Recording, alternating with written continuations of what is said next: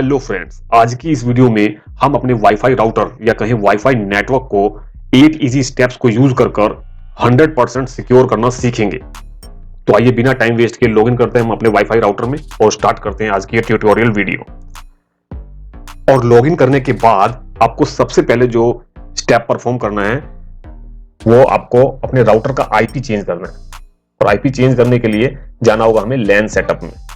ये देखिए यहां पर जो डिफॉल्ट आईपी यूज होता है वह होता है 192.168.0.1 या फिर होता है 192.168.1.1 जो कि बच्चों को पता है। यदि किसी राउटर में हमें लॉगिन करना है तो यही आईपी होगा। तो हैकर्स के लिए कितना ज्यादा आसान हो जाता है हमारे राउटर को हैक करना, इसलिए भी हमें ये आईपी चेंज करना काफी ज्यादा जरूरी होता है। ये आईपी आप ऐसा रखिए जो आसानी से कोई गैस ना कर सके। जैसे आप इसमें नॉर्मल चेंज भी कर सकते हैं 192.168.10.1 या 192.168.5.1। इस तरह से आप इस लैन आईपी को चेंज कर सकते हैं अपने राउटर के, जिसको यूज कर हम अपने राउटर में लॉगिन करते हैं। ठीक है, ये मैंने चेंज किया हुआ है 200.200.200.1 जो कोई आसानी से गैस नहीं कर सकता। ठीक है, इसके बाद आपको सेव करना है और ये आपका फर्स्ट स्टेप हो गया। अब आते हैं सेकंड स्टेप में। सेकंड स्टेप में आपको अपने राउटर का यूजर नेम और पासवर्ड चेंज करना है, जिसको यूज कर हम अपने राउटर में लॉगिन करते हैं। ठीक है, उसके लिए हमें जाना होगा मेंटेनेंस में।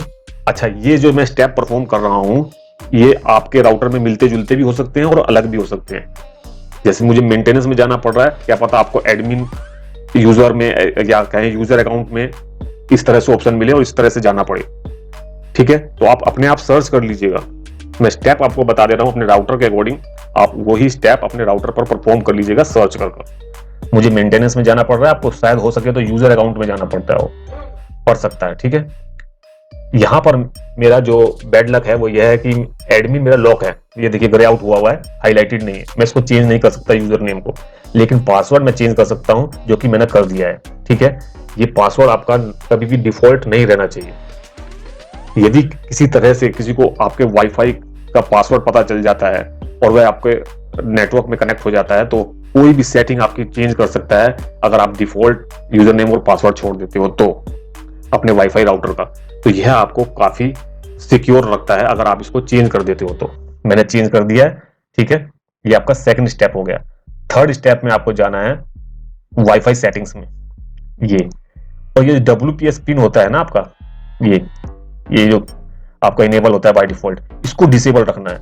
यदि आप इसको इनेबल रख देते हो और उसके बाद कितनी भी सेटिंग आप कर देते हो अपने राउटर में, सिक्योर पासवर्ड यूज कर लेते हो, सिक्योरिटी मोड सबसे ज्यादा सिक्योरिटी मोड यूज कर लेते हो, WPA3 कर लेते हो, तब भी अगर पिन इनेबल है आपके इसमें राउटर में तो वह 1 मिनट में हैक हो सकता है। WPS पिन कभी भी आप इनेबल मत रखिएगा अपने राउटर की। ठीक है, ये आपका थर्ड स्टेप हो गया। फोर्थ स्टेप आपको जो करना है जाना है, उसके लिए मेरे को जाना होगा एडवांस मोड में। आपको क्या पता इसी में वाईफाई सेटिंग्स में नीचे ड्रॉप डाउन कर वो सेटिंग मिल जाए। मुझे जाना है एडवांस मोड में, उसके बाद जाना है एडवांस वायरलेस सेटिंग्स में। और यहाँ पर ट्रांसमिट पावर आपको अपने घर के अकॉर्डिंग रख लेनी है।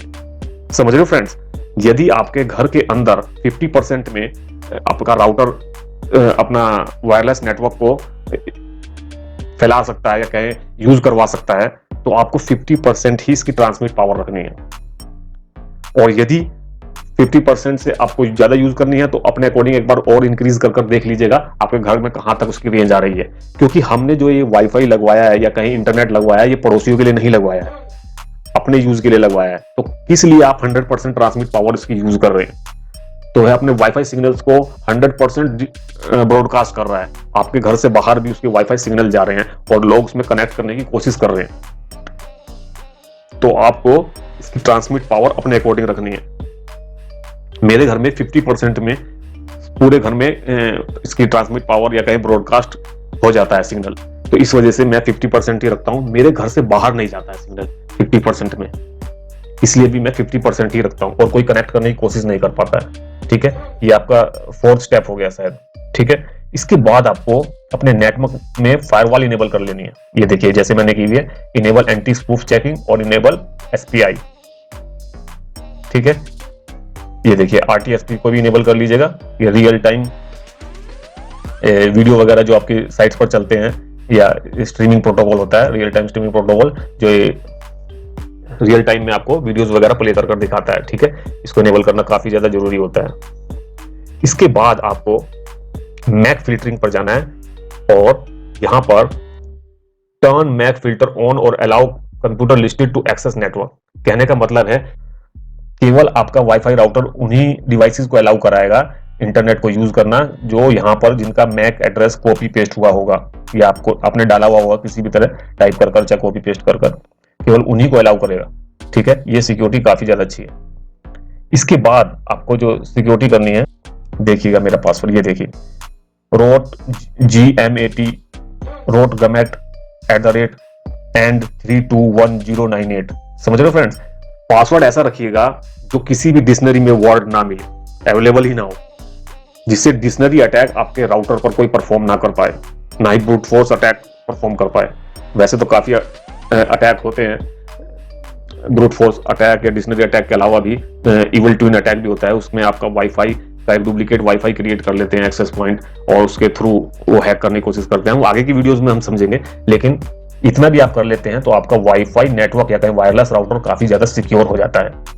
और जो आपको सिक्योरिटी मोड चूज करना है वो सबसे ज्यादा एडवांस आपने यूज करना है जो आपका वाईफाई राउटर सपोर्ट करता हो। जैसे मेरा WPA2 सपोर्ट करता है तो मैं WPA2 ही यूज कर रहा हूं, या चूज किया हुआ है मैंने यहाँ पर। ठीक है, यदि आपका वायरलेस राउटर या कहीं वायरलेस एक्सेस पॉइंट WPA3 को सपोर्ट करता है तो आप उसको यूज कीजिएगा, वो काफी ज्यादा सिक्योर है।